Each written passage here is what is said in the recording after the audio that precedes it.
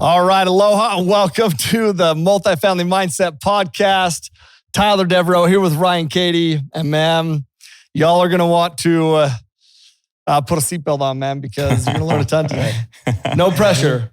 I'm ready. I know I'm you ready. are, man. I know you are. I'm pumped to have you here. So thank you for taking the time to be here, first off. Grateful to be here. Yeah, I know you are. I can feel that, man. And I've envisioned for months that one day I'd be right here. So I love that, dude. Yep. I love that. I wonder how many people do that. I hope that that's yeah.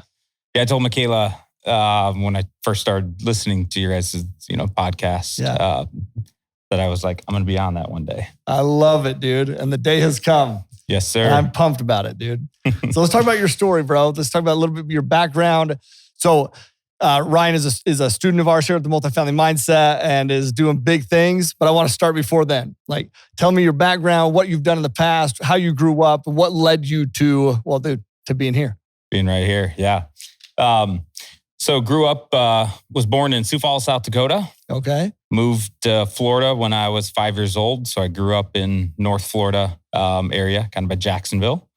And started working at a very young age. I was always wanting to make money. So I started working, mowing the lawns, doing all the things, blowing off roofs. Down in Florida, there's pine needles everywhere. And so you're always blowing people's roofs off. And then started working full-time when I was 16 years old. So didn't go to college, just went straight into, full-time work. Yeah. My dad. At 16? 16. So did you get your GED and just bounce, or did you not even get that? Nope. I was homeschooled. Okay. So I did my schooling through a home correspondence, school. Got my, regular high school, diploma. Yeah. But just crushed it out in 3 years instead of the 4. It was homeschool. You could do it at your own pace, type of thing. It's also why I was able to work earlier, because then I could do the school in the afternoon or nights, things like that. Sick, dude. But yeah, and then started working for my dad. He owned a school fundraising, company.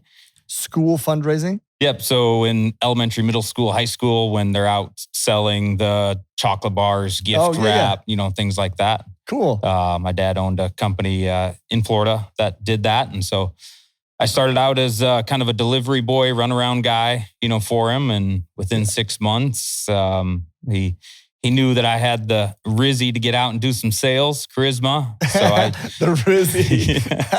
I love that, dude. Yeah, that's a new age word, I guess. Yeah. So. The riz. Yeah. But, and so I started going out, but I'd walk the schools in high school, when I was selling. And I'm in there going to meet with, the coach, the band director, the principal. Yeah. And multiple times I'd get told I need to get back to class. And I'd be like, no, I don't go to school here. I'm here selling, stuff. So dude, I love it. Looked like a 16-year-old. Yeah. And you were 16 when you were doing that. Yeah. So when I started going into the school side selling, I would have been 17 then. Okay. Dude, I love it, man. So your dad saw it, put you out there. How many reps did he have in the business? Only had 2 at that point. Okay. So then that's a lot of trust for him, dude. Like, if you think about that, I had some charisma, but I don't know if people would have trusted me to. Yeah. Yeah. I think it kind of started as, I was out delivering, to the schools. And then dad was like, well, while you're there, go in and see this person, talk to this person, see if this person wants to, buy something. And so it evolved, through that. But sweet. And then where did you go from there? Yes, we continued to grow that business. I became the president and owned it with my dad when I was 24, 25, at that point. My brother and I started another business together in the swag merch world. Okay. And that would have been 2011. So by the time I was 27, had a couple different, businesses, that were going, grew it up. My dad, we sold the business in 2016. Okay. That moved me to Philly. So my dad retired at the time. I went with the company that, purchased our company in Philadelphia, moved there. That didn't work out the way it was supposed to in my head. Yeah. I thought that was my set. There was a good amount of money that was coming from, moving there and being there for, several years, transitioning our sales team. Because by that time, we had about 30 people, in our, company that, were transitioning over.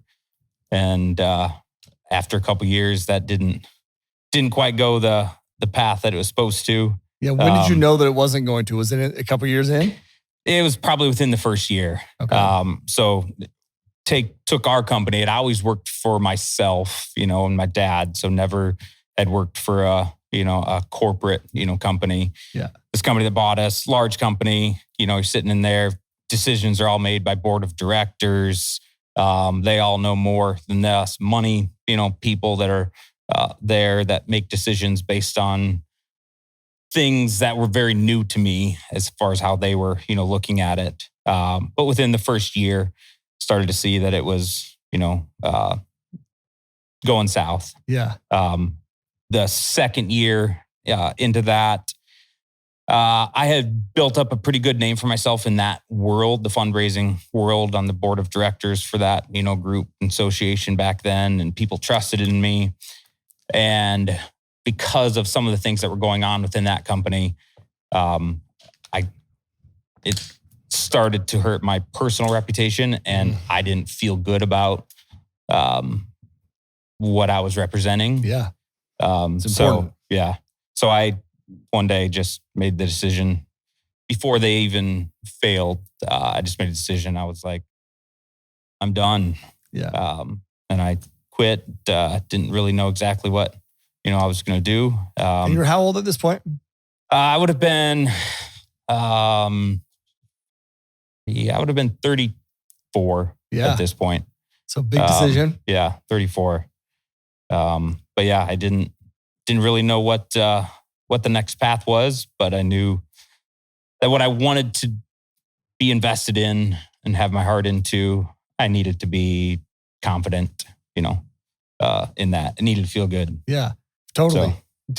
Especially for you to put your all into it, man. It's like, it has to. Yeah. So, okay. So then you went and you left there and you started working for... Yep. So my brother and I still had...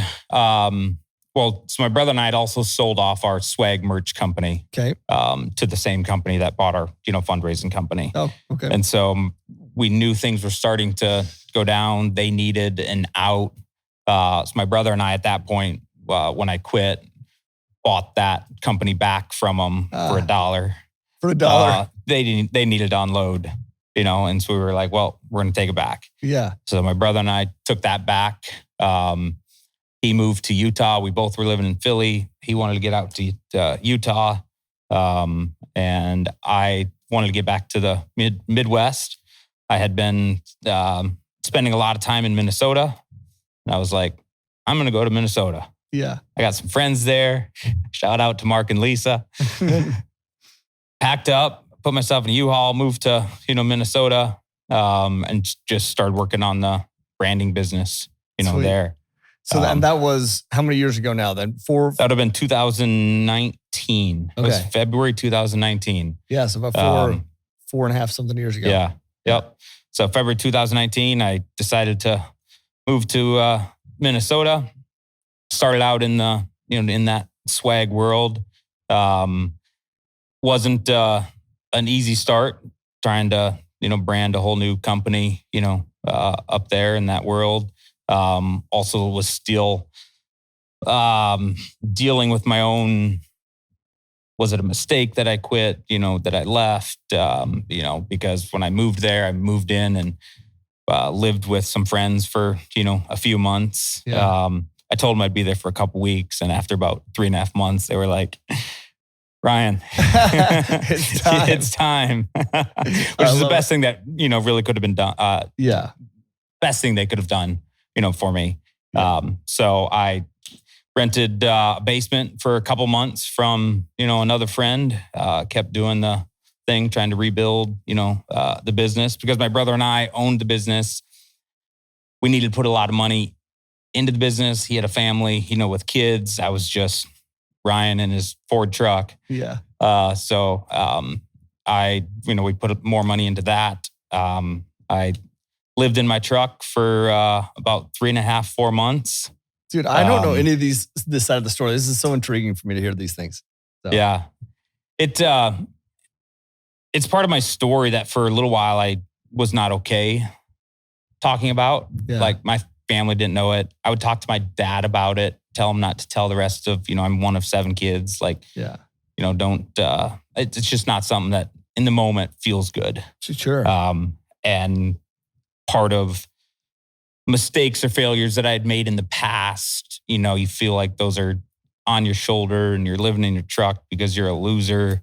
But I had a gym membership, and I'd get up in the morning, work out, shower, get back in my truck and go sell. And then I had my couple different parking spots that I'd park at night, and was grateful to have, at that point, I was grateful to have a nice truck. Yeah. And I'd sleep in it. What a story, bro.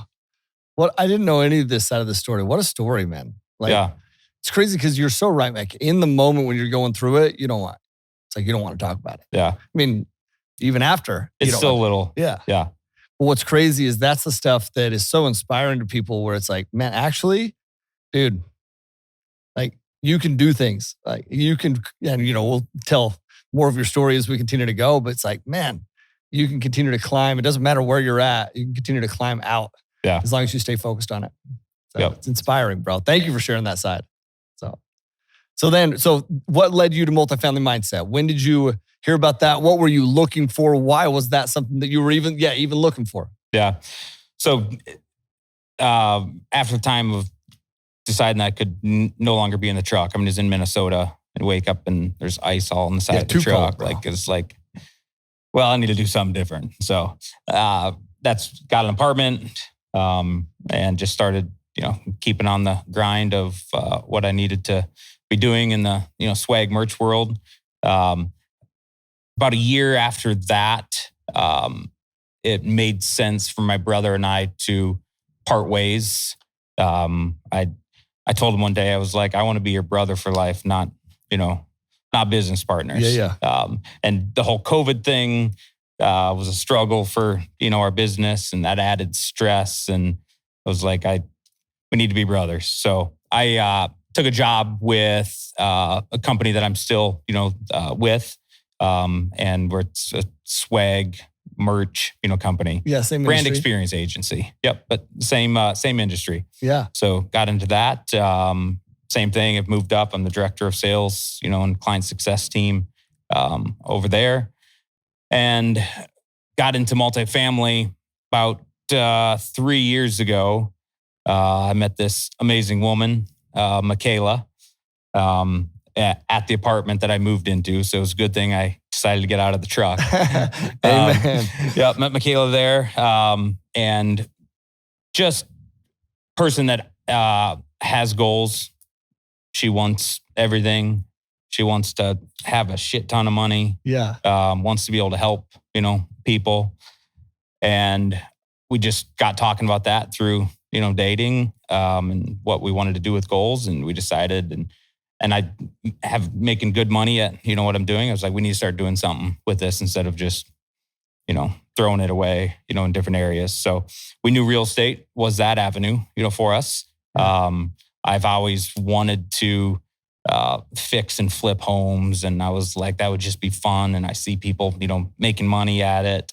So I was like, that's what we need to do. So I just started going down that path with her and sending her all these different, properties in Minnesota that we could buy and flip. And so then started listening to some other people and about the one-day flips and all these different avenues, and started to realize that there's, 8,000 channels that you could go down in, in the real estate world. And then Michaela actually sent me, on Instagram, forwarded me something she saw from MFM, Tyler Devereaux, standing on the beach in Hawaii. With a whiteboard? Yeah, with a whiteboard, and telling the story. And I think at that point, I remember you recorded that video years ago, right? Yeah, Wasn't it? 2020. Yeah. And you were telling the story, and you had said your age and what you had built, and I listened to it, and I replied back to Michaela and I was like, I signed up for it. Sweet. And it literally was just like a little Instagram, back and forth conversation, with Yeah. Michaela and I. I was like, signed up for it. And that was for the one, the first day. Yeah, the free training. Free training. So we go to that, and within 30 minutes, they were like, if anybody is interested at this point, like get up, or else they were going to talk for another 3 hours. And we were like, well, I don't need another 3 hours. We knew we wanted to do it. So yeah, we went back, signed up. For the 3-day workshop. For the 3-day workshop. Yeah. Went to the 3-day workshop, and we're sold within, the first probably couple hours, of it. And not even just sold on MFM and Tyler Devereaux and Ryan Woolley and all that. Yeah. It was the clear path that finally, like I cried that night with Michaela. Whew. Because I told her, I was like, I've had struggles, failures, zero money, debt, and have wanted to create a life of just the best human life. I mean, this life that we have here on earth, I believe we have this one life, and getting everything out of it. Everybody has that opportunity. You have to figure that out, for yourself. And I sat there and I told her, I was like, I believe fully in this path. And I know now where our retirement, being able to have time freedom to build generational wealth. I just knew that immediately. That was the night of day one. Yep. Bro, I love that, man. I will tell you, Jim taught your class, right? Yep. I'll tell you that I love that so much because I can relate to it so much. When I found out about multifamily, I believe that it just happened at the perfect time in my life when I needed it to happen. And then I sold myself on that, I sold myself on it every day, dude, because it had to be the vehicle, So I could relate to that so much, and the emotions behind it, and it brings emotions because I'll tell you that the vision creating the 3-day was to enhance people's belief, not necessarily in the company or any of the things you mentioned, but it's to enhance the belief in their ability, themselves, and just the vehicle, which is multifamily. That's it. And so the fact that you felt that quick, that I love that, bro. That was the vision creating that thing. Yeah. So I had told Michaela when we were sitting there, I was like, yeah, we could go buy a single family tomorrow. We could, do the flip, all that. I was like, yes, this is going to be, it is a harder path, but it is a much better path for building generational wealth. Yeah. Passively, from the, GP side, any way you want to look at it. Yeah. And I think it was, and I'm grateful for you all. I never knew that was an avenue. Yeah. I remember sitting there and I was like, are you fucking kidding me? Yeah, amen. These apartment buildings that are out here, I thought just the richest people in the world were the only people that could get involved in that. And I have to start flipping single family homes. And then maybe in 40 years, I've built enough up to where I could, do 40, unit building. That was just the thought process. Yes. And then hearing and understanding that, no, you, Ryan, Cady, who have had failures in your life, yes, you can do this and you can start today. Yeah. And you're not too old. Haven't missed the boat. You can do it. And it was a mindset belief that I was like, I'm doing this. That's so powerful, dude. That's so powerful. That clip right there. As you're saying it, I'm like, oh, this is that needs to be clipped and cut out because it is so powerful when that unlock happens where it's holy shit. Yeah. I can. Okay, let's go. And then that's where Think Bigger comes into play, man. Yes. You're wearing the Think Bigger hat. We mentioned this before we started, but you always wear that hat. I do. I wear this hat a lot. And I love it. I love you for it. And I'll tell you that Think Bigger for me is so deep rooted in so many different things. And one of them is just literally thinking bigger of what's possible because I was the same way. It's dude, an apartment building? No. the wealthiest of the wealthiest, that's who owns them. I would have to do the same thing, flip, whatever. But even then, like it was even past my realm of possibility. I had never read a book about it, nothing. And so when I found out about it, really, man, our stories, I can relate to you so much on it because it was this unlock for me in that moment when I needed it to be that unlock. It was huge. Yeah. So. I believe things happen how they're supposed to happen, timing wise. Might not always seem like it's the right thing going on, in your life, but just the timing of how this worked in my life. Sure. Would 20 years ago, I would have loved to have already been, 20 years ahead. Sure. Yeah. But I am grateful for this time, this opportunity of my life now. Yeah. And also that timing of without Michaela to be there to encourage, tell me I can do it, be a hell of a partner in doing it. I mean, she does 90% of it, but yeah, but that's huge. She's a beast. You're very that lucky timing to have that. with her of us doing that together. Couldn't have done it with anybody else in my life. Yeah. I love that, bro. And I love that you take it, you take the time to actually mention that and bring that up and give those accolades where, the well-deserved accolades there. Cause it's amazing what a partnership can do like that. Mm-hmm. And how you balance each other in the right ways, Yeah. My wife, Brittany, she's not involved in the business, but she's involved in the business. She knows the name of every single team member we have. Nice. She knows names of students, tons of them, dude. Because I'll talk about them. Yeah. And she will ask questions and I ask her for guidance all the time. But that what you said that stuck out was that she's like, you can do it. You got it. Yeah. That stuff's so powerful. In the beginning, bro, Brittany's very inquisitive. And so she would ask me questions and I wouldn't know how to explain it because I'm learning it, but it would start to knock on my confidence. And so I literally had to have this conversation. It's not what she was meaning to do, but I literally had to have this conversation of hey, I know you want to know about it.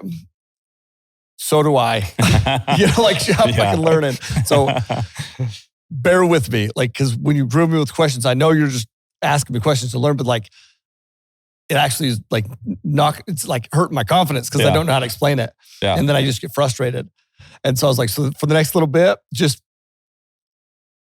ask me questions, just support, It's interesting. Michaela and I, when we started, doing this, so in the last year, we've had to learn with each other, even though we're both in it, how each other works. And there was definitely times to where, so she's the brains side of it. She's a chemical engineer, math degree. And so she's an underwriting beast. Yeah. Knows the numbers. I'm a talker. I sell. I get in front of people. I sell the dream. And then somebody needs to make sure the dream, even my, other business, there's people the operators they're the ones that are good in those, those seats. And so I focused immediately on the investor relations side. And I was like, I know through my connections through this, I can get people excited about, this, investment opportunity. Yeah. And so we would run into times where she would start asking me things on, investment or, capital raising and have you learned this or that? Or how are you going to do this? Yeah. And I'd get frustrated because I'd be like, I don't really fucking know the real answer yet, but I'm figuring it out. We're doing it. I'm spending time, learning it and putting energy into that. But so we had to learn how to work with each other because we're in business now, together. Yeah. And ultimately it was coming down to just strengths and weaknesses, focusing on, what you're good at, what she's good at. There's a lot of trust that goes into that, huh? The biggest thing would be that is both of us one day sitting down and being like, we're going to make this happen and not kill each other through it. I was like, we have to trust in. I was like, you have to trust in my side of what I'm doing. And because also her approach to raising capital is different, than mine is. Totally. And she hasn't been in sales. And so she brought this analytical side to it, which is amazing because she'll break it out in these steps. Yep. She's an engineer. And then I'm like, all right, now I just need to, add the Rizzy to, each one of those side of it. So it was us learning to trust each other. Yes. Those are so important, bro. Yeah. So important to be able to, it's not just like, I think of it features and benefits. It's like, yeah, here's the feature, but let me explain the benefits behind this feature, if you will, right? Mm-hmm. And being able to paint the picture and display it and communicate in a way, that's a powerful thing to be able to do that. So the partnership is huge. Yeah. I love it. So, a quick step back, just a thought I had. Yeah. I said earlier, like I didn't go to college. So after we did the 3-day, I took the certificate, that we got. So like on doing the 1 day, they give you like a certificate, of their, doing the 3-day, got, certificate. My name I know badges. you have this, by the way. And I'm just telling you, when you sent this to me, I shared it in a whole team meeting, by the way. It was yeah. I had it framed. I put it up there. Our little name cards that we had on the thing. Bo Burrup was assigned to us as, our person. So we, had that in there. Because to me, that was I was like, this is my college. This is where I'm gonna, make my money from. This is better than any education I've had in 25 years previous, business. Yeah. Like it meant that much. So one, grateful for you all for that. Yeah. But to the path of what multifamily, investing is, that piece there as somebody's college degree, would be to them because they believe in, being a doctor. It was like, no, that's me showing that I back and believe in multifamily real estate. Absolutely, bro. I'm telling you, man, when you sent that over, I shared it with everybody because it lit me up. Yeah, lit me up, man. Like more than I could even begin to tell you. Because that's like you envision yourself on this couch here. I envision people who take it like you took it and are grateful for it. And then take it and run with it, man. And you've done exactly that. And it didn't happen overnight, right? No. You went to the 3-day training. When was that? October 2022. October 2022.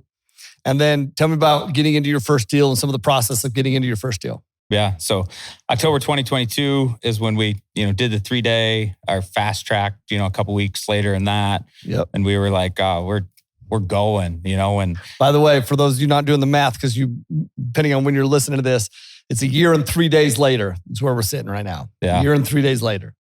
Wow. So we did that. We set a goal of being into our first property by the end of the year.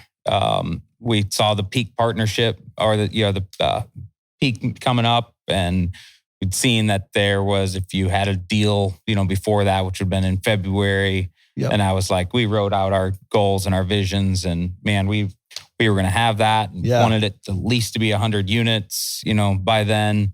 By the first year, we had a goal of having, I think when we wrote it down, it was like 400, units. Yeah.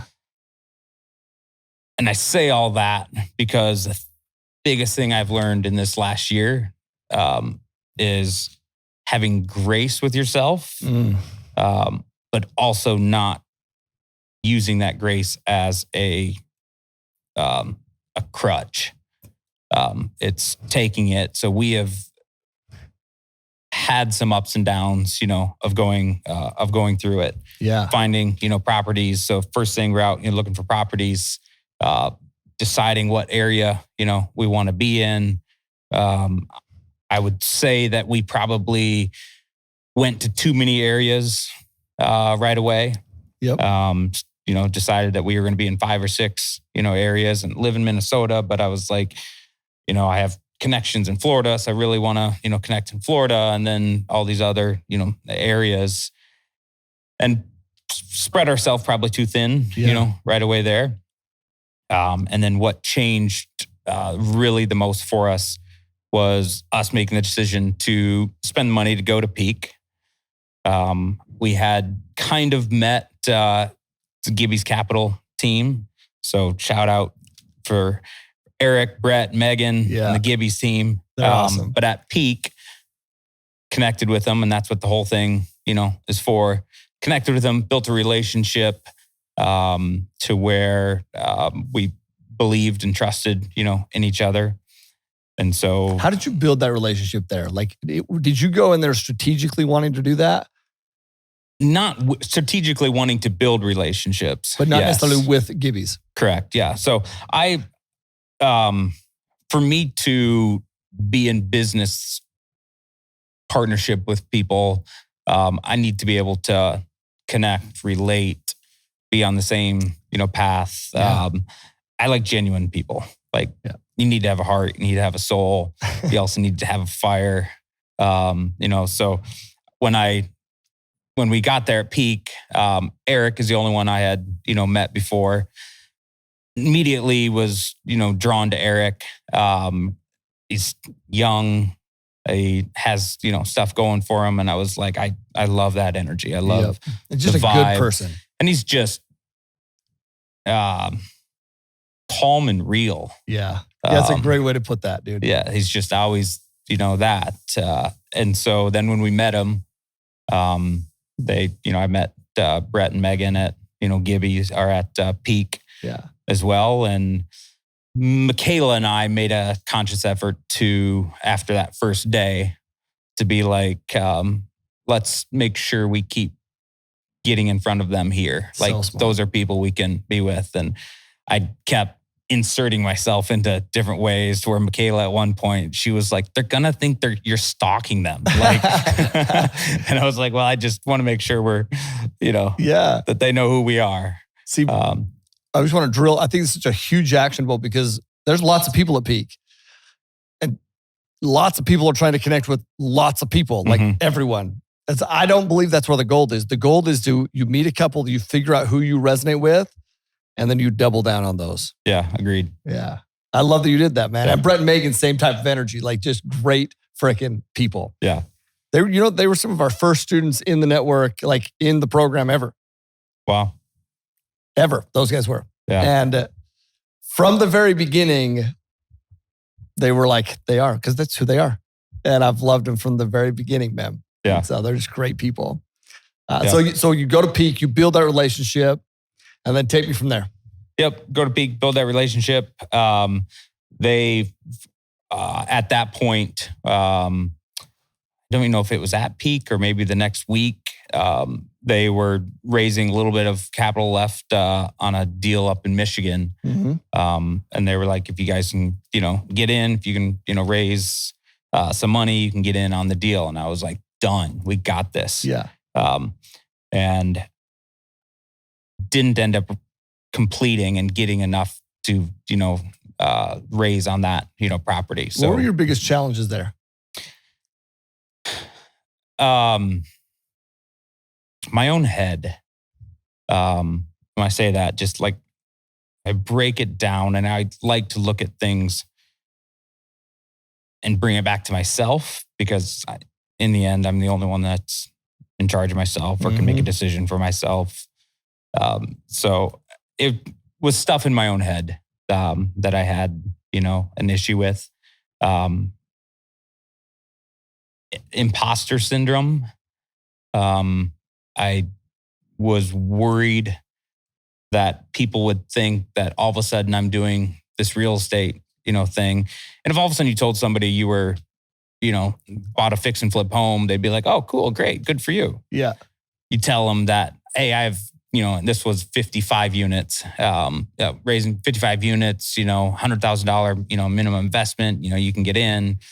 They look at you in a different way. Yeah. And so my problem was not thinking my network was bigger than it is or was. And just thinking that, these people will, love this and buy into it right away without putting a thought process and a plan behind how I'm going to sell it, what the pitch is, just because I'm excited, about it and got, my little framed college degree on multifamily investing doesn't mean that they're, going to be. Yeah. And so it's probably a lot of things. While we would have loved to have gotten into that, even on this last property that we are now in on, I am grateful for how things went, with that. And so it's kind of like when I was saying earlier, like we had these goals, we were going to have one done, within 3 months. If that would have happened, I actually don't think I'd be, have the understanding of the entire business at the level that I even do now. If we would have just instantly gone in and, had one. Bro. Wouldn't have had the gratefulness, wouldn't have had the continued probably determination to keep crushing it. So I look back on the last 12 months.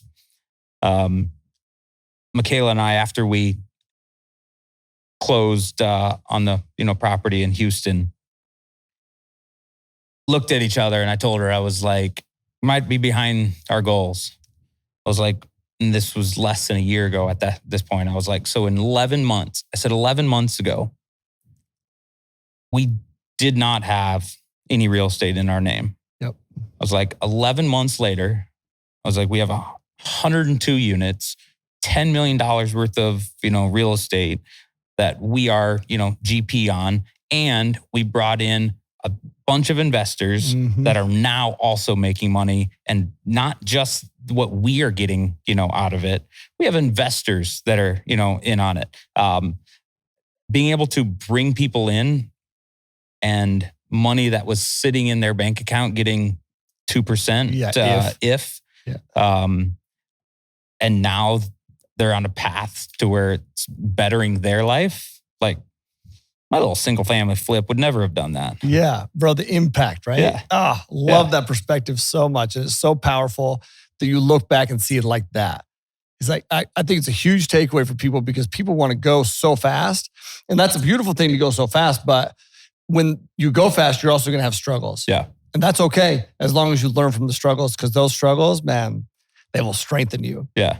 I mean, would I've loved to have gotten into one right away and had 500, units by now? Sure. Yes. But that wasn't the journey. And the journey is what I always try to grow from, understand what the purpose of the journey was. Yeah. So powerful, bro. And I love that you also drill down and recognize that it's huge for investors. Like, I'll tell you that I just got literally driving in, I was trying to find an email, but I saw 2 emails from passive investments that I'm a part of that were like distribution. And I'm like, every time I see those, bro, I'm like, lights me up every single time. Because I passively invest in a lot of people's deals, like not just my own, I invest in my own too, but in a lot of people's deals, and it helps me diversify. And that's beautiful. Yeah. So it's a huge value. As much as I didn't have an understanding of, the industry and us being able to get in, create peakless capital and be, in the multifamily arena, it's an investment class that a majority of people don't know, it's about. impossible.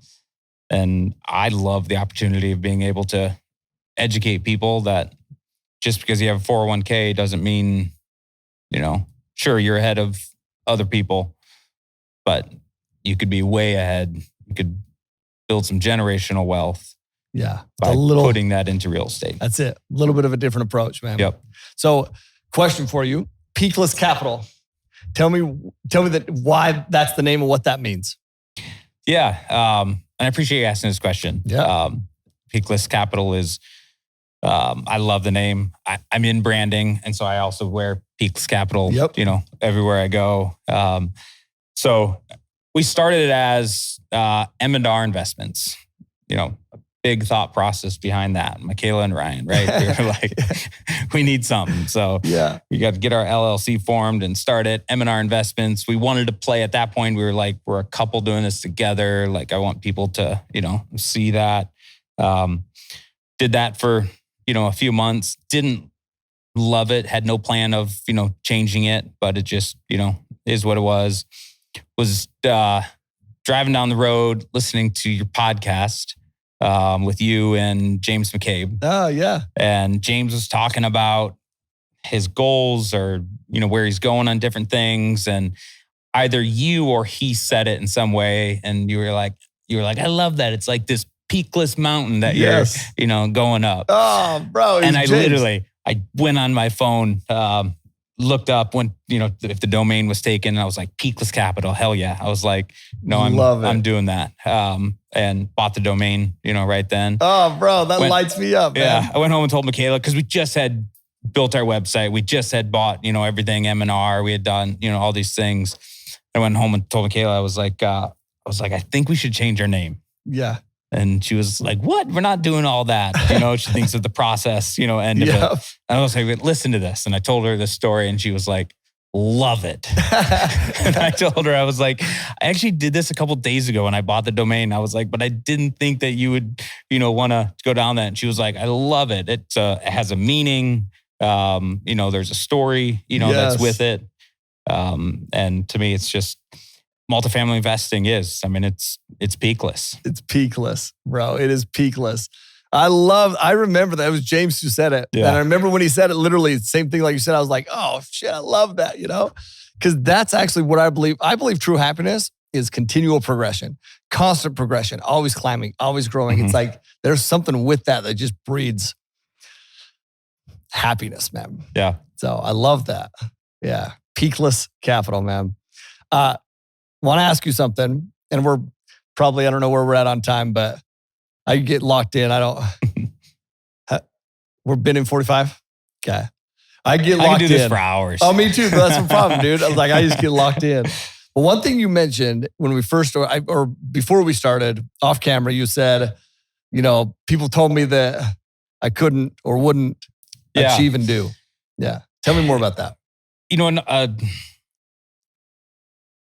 People ask, like I'm part of other masterminds and different things. Yeah. And a lot of people, always ask, like, what is your why? Right. And I think that is a great question. Sure. And a lot of people explain it with like I remember sitting in this mastermind group and like 8 people went before me, and they all had like this beautiful story. And I was like, one, I just want to make a bunch of money. Yeah. And then I said, and it's also, I don't know if I can say this, I was like, it's a middle finger at a bunch of people is my why. And that might sound shallow. But ultimately it's, I grew up in a very religious upbringing, and money was never taught as something that we needed. Mm-hmm. You just work, give away a bunch of the money. So money was what they needed, but it wasn't what, was something that we were taught, that was. It's the reason I didn't go to college, because didn't need a college, degree, just, do your thing. I struggled with that growing up, even as a young kid. I got married at a young age of 18. And after several years, of that, and then being an adult and being out, working and seeing the world, I just believed in myself that there's so much more opportunity, out there. And so I made the decision to leave that church group at the time, which meant I was leaving everything. I walked away from my family, from my marriage, because that was the only way. That's the only path you had if you were gonna, to leave. And when I did, I was told that I would never make it if I walked out. That I told that I would always have something following me, and I would never go anywhere in life. And I love that they told me that, because that confirmed in me that I needed to leave. Yeah. And so great perspective. I left and was just determined to always make it, and did well in business at a young age. I mean, when I moved to Philly, through that, opportunity, it was going to turn into, good 7 figures after a couple, years. Yeah. And then when all of that falls, apart, turned into 0, figures, sleeping in your truck, you get on, it's pretty easy to start thinking, well, maybe they were right. Right. Yeah. Maybe I will always be a failure. Maybe I don't have, what it takes. And in that same mastermind, Simon Leslie was there. And this was actually it was last November. Okay. And so we had been doing multifamily for, a couple, so, like a month. And Simon Leslie was in there, extremely successful, man. And walked in, I didn't even know exactly who he was, but we were just kind of grabbing coffee before we sat down. There was like 15 of us. And he asked what I do.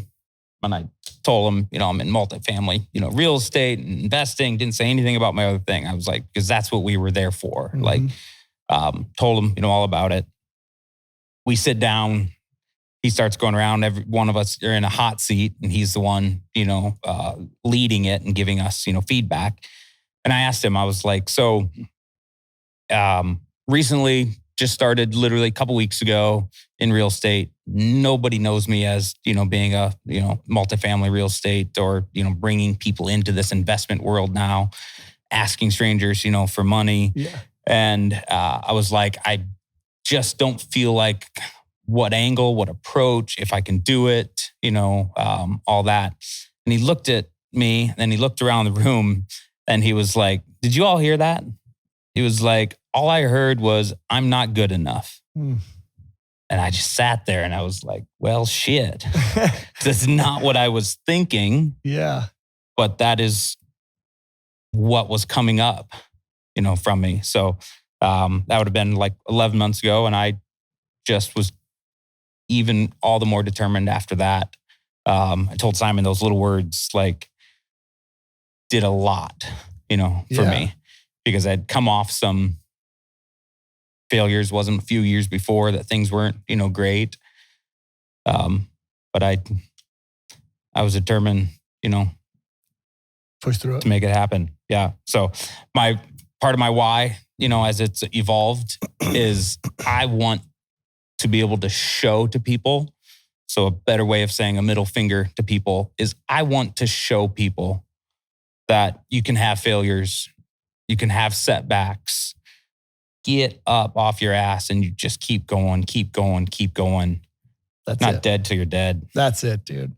And that's the part of your story, man, that's going to resonate with lots of people because so many people need to hear it. It's powerful. And so you're awesome for sharing it. That's, and it's not shallow, bro. Like, I believe that your why continues to transform, right? Mm-hmm. Where sometimes you have a deep-rooted why, but dude, you have to figure out what motivates you. It's like Kobe Bryant, right? Like Kobe Bryant or Michael Jordan, and they would nitpick these little things that would make them that would motivate them. Make stories up even to motivate them. I am no different. Like right now, I promise you, there are people that I am excited to give the middle finger to. Andrew, you're actually one of them. I'm excited to, no, just kidding. No, but there are in my life right now where I'm like, you just wait. Hold my beer, just wait, Like for real though. Yep. And that motivates you to so you got to find what motivates you and push, bro. That's what you've done, man. You're an inspiration, dude. And it has been fun to see the journey. And I love that you told me that this is something you manifested, something you're like, man, I'm going to be, it's awesome. Yeah. It's part of I just felt like it would be part of the journey process. And it's only the beginning, bro. It is only the beginning. And that's what's fun. Yeah. And thank you for that. Yes, we're just getting, started. Yeah. The momentum, is growing That's it. And growing. So man, as we wrap up, is there any, I feel like you just said it, but any last bits of advice or somebody listening to this that had struggled with that same I don't know if I'm good enough. Any advice that you would get them on how you push through that? Yeah, for me, it has been getting around people that have that, same mindset. Yeah. If you need to recognize what it is. And for me, like I look back and I know where that feeling of not good enough, came from. And I probably a couple years prior started to maybe think that I'm too old. I've passed that, peak point. I've, I'll live a good life, but not, crush the fucking goals that, I want because of just kind of accepting, just half-assing it, really. So I guess if I could say anything, it would be just figure out what those, where those thoughts are, address them, process them, attack them. And sometimes like attacking them, like even for me in this, situation, is I'm going to attack them by going extra hard, like working harder, putting in more time, learning, more things, being a part of, understanding investments, in every way, that I possibly can. Totally, bro. And just attacking the hell out of it. And the beautiful part about that is while doing that, I'm able to help other people invest and grow and do the same. Like it's a side benefit that I actually didn't appreciate or understand in the beginning. Like I was like, fuck yeah, this is going to be great for Michaela and I. Yeah. But the benefit of seeing that we're able to help other people grow and change their lives, like have this investment grow for them over the years, that it will do something different for them that their current journey was not going to allow. Yes. It's pretty freaking cool. So bitching, bro. Yeah. The impact. That's what I love what you said. That my single family flip. A single family flip wouldn't have that impact. Yeah. That impact's huge, bro. Love you for sharing that, man. I appreciate you for being here and appreciate you for pushing through everything that you've pushed through to be here. Thank you. No, Grateful appreciate to be here. you, man. Listen, where can people find you first off before I wrap this up? Where should they find you at? Oh, another quick story. So you can find me on all social media as the King of Capital Raising. King of Capital Raising. So I just recently switched to that. And it was because I am so big on mindset. And after the last property that we, raised on, did well, was not the king, of it. And I was like, I am going to fucking be the king of raising capital. Let's go. Went to Instagram and I was like, at the King of Capital Raising, and all that was available. So at the King of Capital Raising. Love it, bro. We'll put your social links in the description. That's freaking love that, dude. I wasn't, but I will be. And love that, dude. Love it. Y'all listen, if you found value, which I know you found value, first off, go follow and connect with Ryan. And go share this episode, man. People need to hear the story. They need to hear the journey. So go share it. And man, leave a review, whatever, down below, things you're supposed to do. And Ryan, thanks so much for being here, bro, once again. Thank you. And all y'all out there, live always with aloha. Peace.